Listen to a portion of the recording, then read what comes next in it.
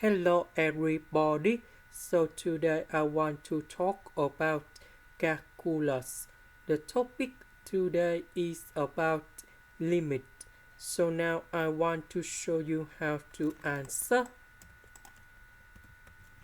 This one we can do about factorization by x.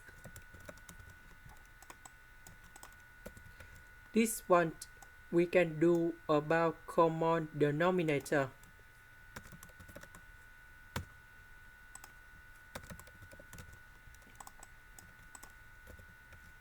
So this one we have 2x plus number 2. So number 2 minus number 2 we cancel negative, and we have number 2x we put in here.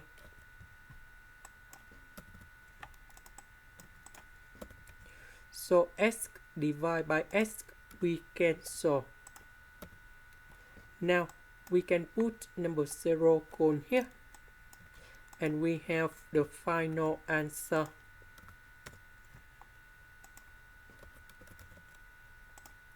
This is the end. Thank you for watching.